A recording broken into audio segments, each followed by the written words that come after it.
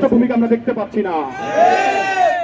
আমরা বিগত দিনে চুপ করেছিলাম, কিন্তু আমরা দেখতে পাচ্ছি আমাদের চুপ করে থাকার ফলে আপনারা ক্ষমতার মসনদে বসে শুধুমাত্র উপভোগ করছেন, রাষ্ট্রের কল্যাণে ন্যূনতম কাজটুকু আমরা আপনাদের কাছ থেকে দেখতে পাচ্ছি না।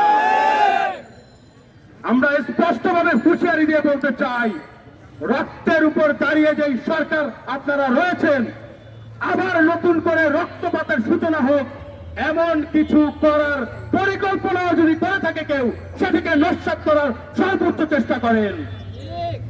এবং আমি স্পষ্টভাবে বলে দিতে চাই, ইতিমধ্যে একজন উপদেষ্টা বললেন এখানে নাকি তিনি বিদেশি ষড়যন্ত্রের গন্ধ পাচ্ছেন। আমরা স্পষ্টভাবে বলতে চাই, বিদেশি যে কোনো অপশক্তিকে রুখে দেওয়ার জন্য বিগত দিনে বাংলাদেশের ছাত্র জনতা ঐক্যবদ্ধ ছিল, ভবিষ্যতেও থাকবে। এই বাংলাদেশের ভূখণ্ড নিয়ে ভবিষ্যতে আর কোন বিদেশি শক্তিকে রাজনীতি করার সুযোগ দেওয়া হবে না।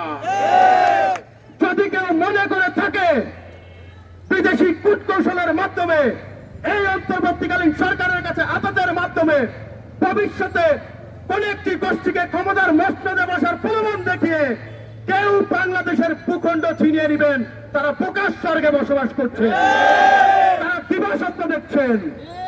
তারা জানেন না এই বাংলাদেশ 1947 সালে তাদের জাত ছিনিয়েছে, 1971-এ তাদের জাত ছিনিয়েছে, 1990-এ তাদের জাত ছিনিয়েছে, 2024-এ তাদের জাত ছিনিয়েছে, ভবিষ্যতেও তারা তাদের জাত ছিনিয়ে যাবে। এই ভূখণ্ড নিয়ে তারা যদি ন্যূনতম ষড়যন্ত্র করার চেষ্টা থাকে, কেউ যদি স্বৈরাচারের পুনর্বাসনের ন্যূনতম চেষ্টা করে, তাদেরকে দাঁত ভাঙা জবাব দিবে বিজেপি, তাদেরকে দাঁত ভাঙা জবাব দিবে বাংলাদেশ জাতীয় ছাত্র সমাজ।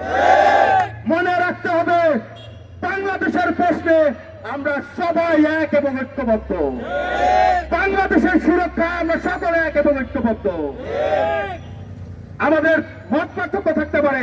আমরা গত 2 দিন আগে দেখলাম, গতকালকেও দেখলাম, আমরা যাদেরকে এই আন্দোলনের মূল স্পিরিট মনে করেছিলাম, আমরা দেখলাম যে বৈষম্য বিরোধী ছাত্র আন্দোলন সহ নাগরিক কমিটির কয়েকজন নেতার বক্তব্য আমরা দেখলাম, তারা কাউন্সিলরদেরকে পুনর্বাসন করার অপচেষ্টা করছেন। আমরা স্পষ্টভাবে বলতে চাই, এই যে বৈষম্য বিরোধী ছাত্র আন্দোলন, যাদেরকে আমরা মূল স্পিরিট মনে করে আমরা তাদেরকে সর্বাত্মক সহযোগিতা করছিলাম এবং এখনো আমাদের সর্বাত্মক সহযোগিতার মনোভাব রয়েছে, কিন্তু আমরা দেখতে পাচ্ছি তাদের যে কর্মকাণ্ড তারা যেটা করছেন, তাদের বক্তব্যের মাধ্যমে আমাদের মনে হয় যে তারা স্বৈরাচার এবং তাদের দোসরদেরকে পুনর্বাসন কেন্দ্র করে তোলার চেষ্টা করছে।